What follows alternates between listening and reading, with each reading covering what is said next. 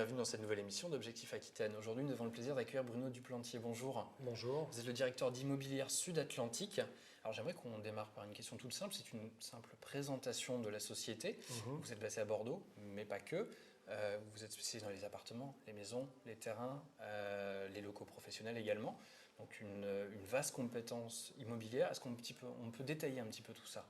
Oui, tout à fait. Donc Immobilière Sud-Atlantique, c'est un opérateur qui est présent à Bordeaux depuis 1999, qui travaillait avant sous un autre nom. Donc on a une expérience bordelaise depuis plus de 30 ans.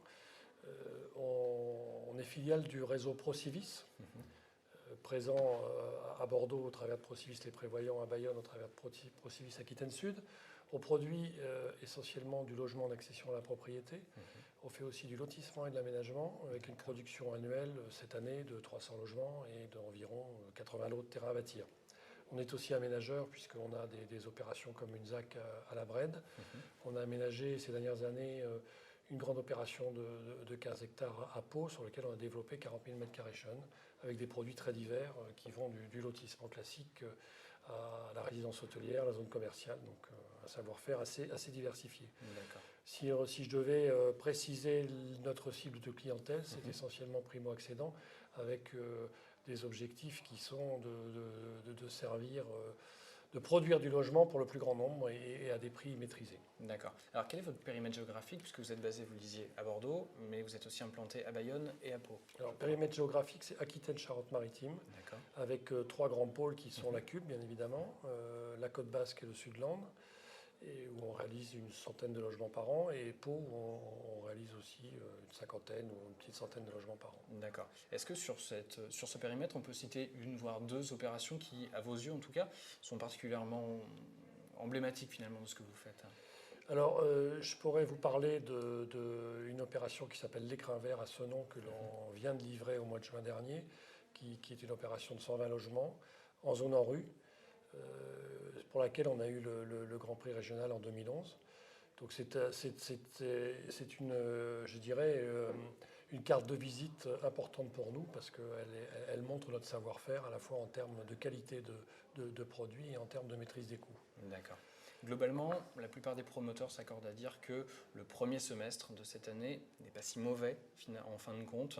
On n'a certes pas rattrapé l'activité de 2009-2008, mais il y a un léger mieux. Est-ce que c'est quelque chose que vous avez ressenti également? Alors nous, je dirais, la réponse, elle va être diversifiée. En fonction des zones géographiques, on a sur la Cube une activité qui est quand même assez soutenue, qui fonctionne. Alors on a aussi des produits assez divers sur la Cube qui nous permettent de toucher une clientèle très diverse.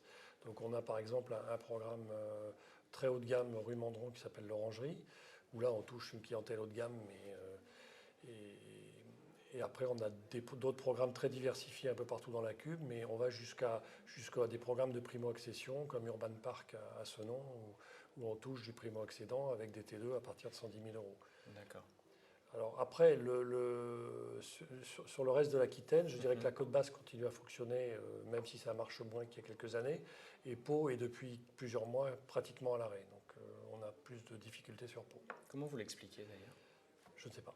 Mystère pour l'instant. Pour l'instant, mystère, parce que Pau est je dirais, l'agglomération de l'Aquitaine qui, a priori, dans les chiffres, le plus faible taux de chômage. Donc on est plutôt dans une ville qui crée de l'emploi, attractive. Avec un bassin industriel important voilà. en plus. Et donc c'est le mystère de Pau, donc. Le mystère de Pau. Bon. Alors, c'est toujours compliqué de faire des projections, bien sûr, mais est-ce qu'on peut attendre une embellie, globalement, dans les mois qui viennent pour l'ensemble des promoteurs?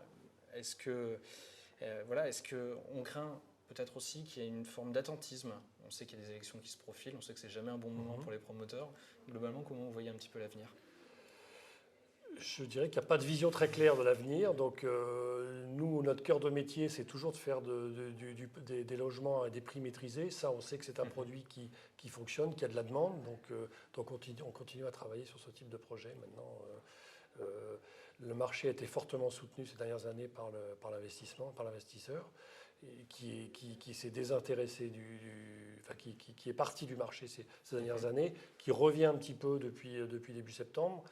Mais ça n'a rien à voir avec ce qu'on a connu en 2010 et 2011. D'accord. Bruno Duplantier, merci beaucoup d'avoir participé à cette émission. Merci à vous. Merci à vous d'avoir suivi Objectif Aquitaine aujourd'hui. Rendez-vous demain à nouveau pour le Club Éco. Je vous souhaite une bonne journée. Au revoir.